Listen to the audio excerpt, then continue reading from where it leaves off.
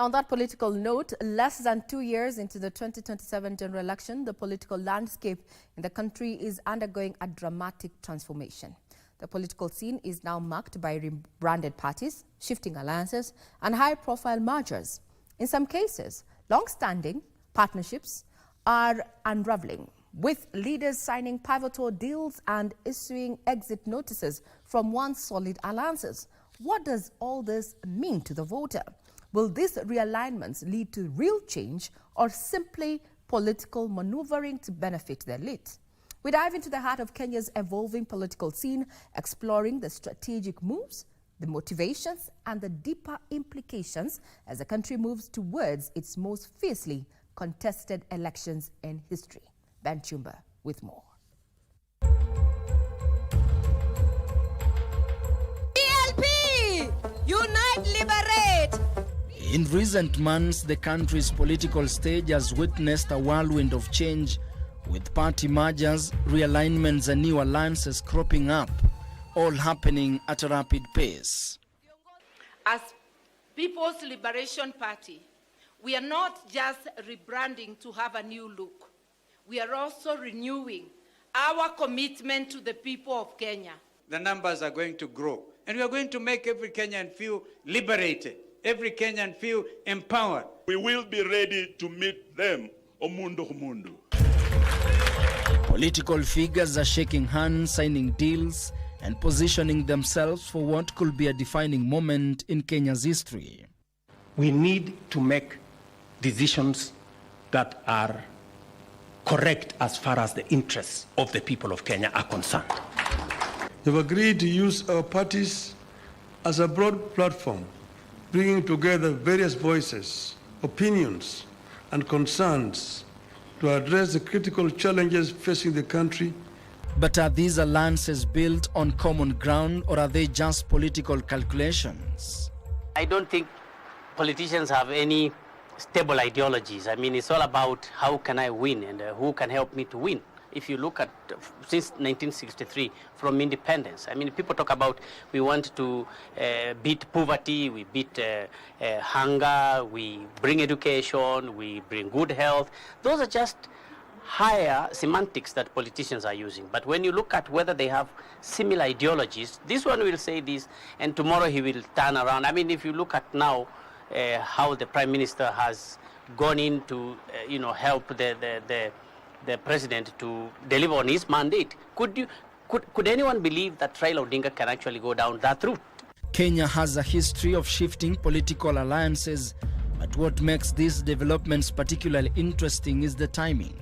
I witnessed people being vandalized. Our whole cabinet minister, I don't want to mention, the chairman of Council of Governors, his phone disappeared. People are literally vandalizing, stripping people naked. What does that tell you? It tells you the poverty level is very high. We are not careful.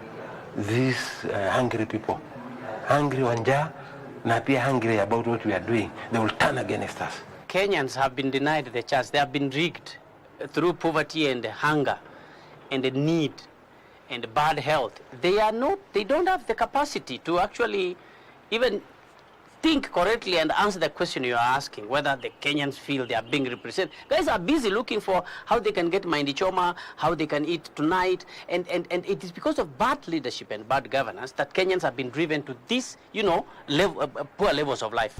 With less than 2 years before the next general election, these changes could dramatically reshape the political trajectory in the coming years.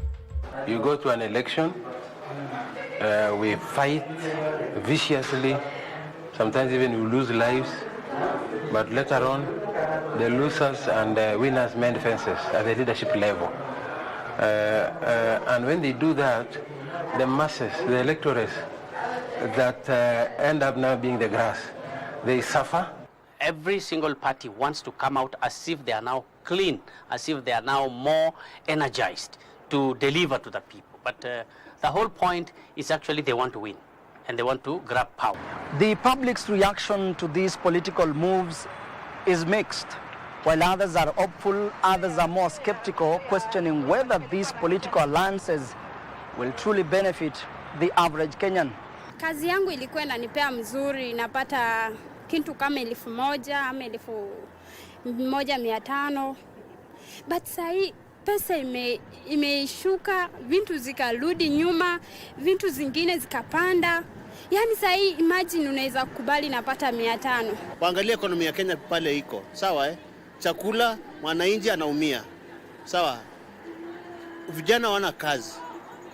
Maisha imepanda milima na kwenda juu. Tuko na shida nyingi sana. Hawa viongozi wanasema mambo wanaweza kujipanga mambo ya 2027. Mimi naona wanaikosea sana.